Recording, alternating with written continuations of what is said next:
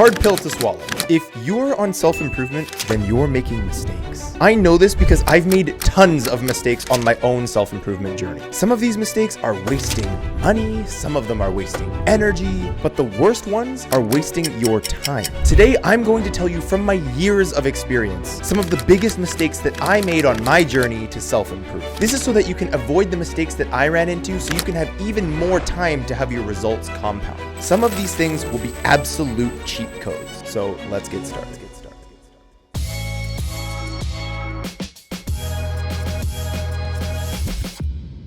First, who am I? Well, my name is Spencer and I'm a COO that brought our company to $30 million in sales in just 30 months. Now I make multiple 6 figures a year. I have a physique that I'm proud of. I have friends in high places, and I owe all of it to my obsession with self-improvement and ultimately self-mastery. But here's the thing. None of this would have been possible if I continued to make the same mistakes over and over unknowingly without fixing them. I would have run myself into the ground and my success would have imploded. So if you want to avoid the stuff that I ran into and save yourself time, stick around to the end of this video, because the last thing on this list will tie all the other ones together in a way that can be your North Star when it comes to building your self-improvement routine. I'm telling you, you don't want to miss that. So let's get started with number 1, eating too few calories. Okay, if you're like me, then one of your self-improvement pillars is having a good physique. Anyone who gets into bodybuilding or fitness or anything like that is eventually confronted with the truth, which is that counting your calories is a huge advantage. My issue, though, was that I was underdoing it. See, there are really 2 things to keep in mind when it comes to food. The first is health, and the second is body composition. I won't get too deep into it in this video, but basically suffice it to say that I cared way more about the way my body looked than the way it felt. This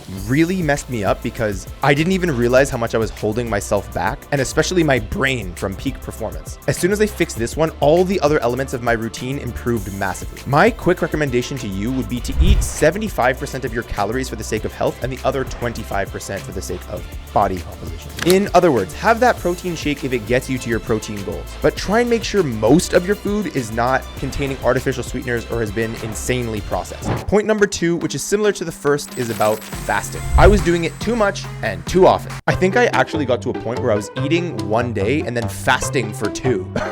Needless to say, I had very little energy. I could barely work out. I could barely think. And somehow I managed to convince myself that literally starving myself more often than not was healthy in some way. I'll also add to this that even though I was a young man in my early 20s, I had basically zero sex drive and my mood was shit all the time. As a quick side note, mood and sex drive are 2 really good intuitive indicators of health. So if you want to know how you're doing internally, start with those 2. Check those and see how you're feeling. But please, if you practice fasting as a young man, be smart about it. Don't just throw caution to the wind like I did and keep attempting to get more and more extreme. Your hormones are going to get messed up, and so will your performance. So much for self-improving, huh? The third point was I became a research zombie. Okay, so here's what I mean. I would read a self-improvement book as fast as humanly possible. I'd finish it and I would move on to the next. I wouldn't even retain the information for longer than a few hours maybe after I finished the book, because all I wanted to do was get back to researching. I actually talk about in this video right here how this is horrible for your brain, and this continuous research actually creates something called pursuit anxiety.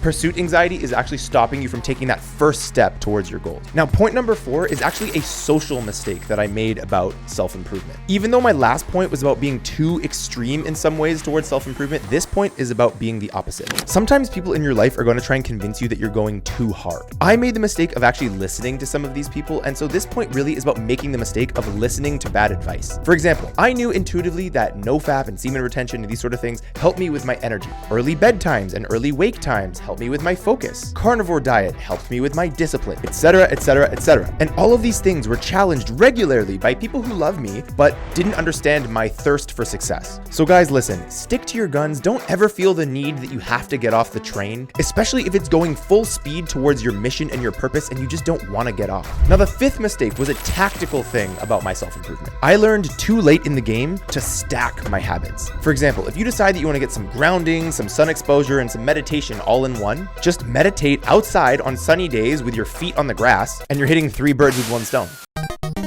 Now, I can't believe this didn't occur to me earlier, but somehow it didn't. And that's one of the mistakes that I made, is just not realizing that I could stack these habits together. I can't tell you how to stack your own routine, but chances are you can save time and crush multiple things at once if you just sit down and give it some thought. Now, speaking of meditation, point number 6 is about meditation. I either did way too much or way too little. Now, first, for me, too much looked like 2 to 3 hours a day. Now, meditation is awesome, but 2 to 3 hours a day was eating into my time every single day, and it gave me very little time to sit down and get other really demanding tasks accomplished. Yes, it felt great after accomplishing a long session, but let's be honest, I'm not a monk. I operate a business, I have other responsibilities, I have other passions, I have other hobbies. So even meditation can be overdone. And this is gonna be a large part of that final point that I'm gonna make at the end of this video, so make sure you stick around for that. Now, too little meditation looked like me exhaustedly squeezing in 5 minutes before I went to bed after going out with the boys for some drinks, and I didn't have an opportunity to actually do it because I was falling asleep at about the 30-second mark. On top of that, because I left it to the last thing in the day, all my dopamine was gone, so I wasn't even focused for that 30 seconds that maybe I was even awake. Now, the 7th thing was that I was reading books wrong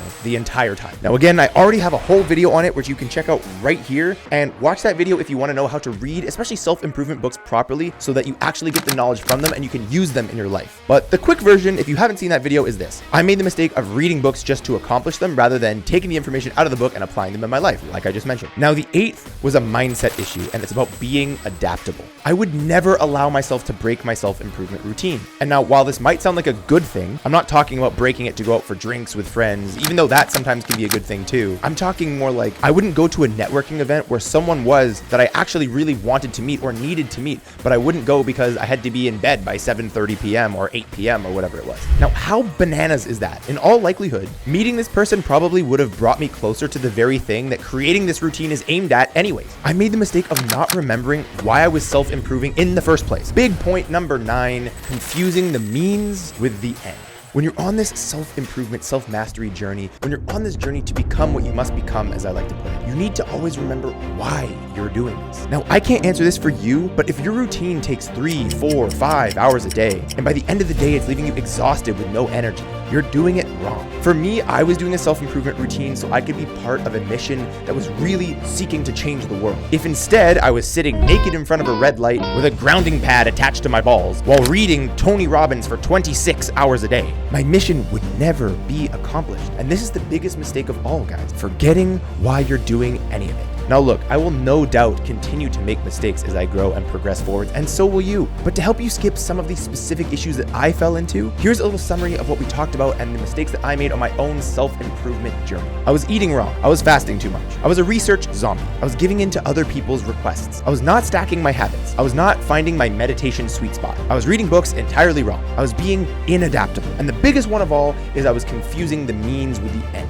Always remember your North Star for why you started this in the first place. But I get it. Sometimes you don't know exactly why you're starting. You just know that you want to improve. You want to get better. You want to master yourself. Well, listen, as you're getting better and better, when you do pick a passion in life, your newfound skills and discipline will help you get there faster than anybody else. That's why in about 10 seconds after this video, I'm going to put a video up on your screen that will help you choose what your mission is and exactly how to accomplish it. Thank you so much for watching. My name is Spencer with Must Become. Always remember that your potential is your obligation, so what you can become, you must become.